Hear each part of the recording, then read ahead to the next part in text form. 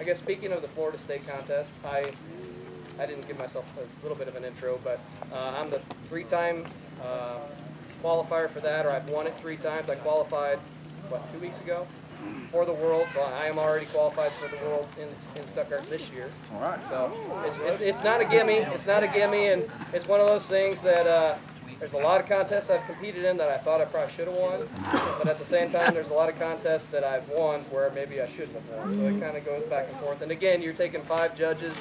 They take the high score of each round and the low score of each round. So if all 5 judges put in their scores, they take the high and the low and throw those scores out. And then you get the total score of the 3 in the middle. And you do 3 rounds of competition. If they have a lot of colors, you make cuts and such.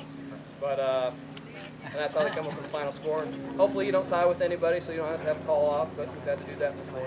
So you have 1-man meat calling contest and 2-man meat calling contest where you have a partner up on stage and you're trying to sound like a bunch of different ducks out on the water, calling to the judges. Now the judges, what they're looking for is, again, they're looking for the sound, of course, but they're looking for, you have to, do a hail call when you're saying, hey, duck over here, you're calling out to a flock of ducks that say a couple hundred yards out there. And then you got an imaginary, that you're working the flock of ducks in. And then all of a sudden the ducks start to leave. And then you got to get on them again and bring them back in and, land them on the water. So I'll give you a little rendition of a meat style routine. Close your eyes. Imagine you're in the marsh. And just pretend that, hey, there's a flock of ducks, 200, 300, quarter mile, however far they're out there.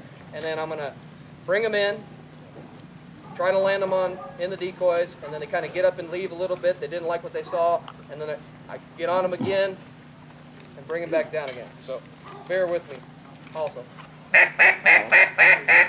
All right, so this is how it goes. And typically you have, in most contests, you have 60-second routines. So you've got 60 seconds to put this all together. Some contests you have 1.5 minutes.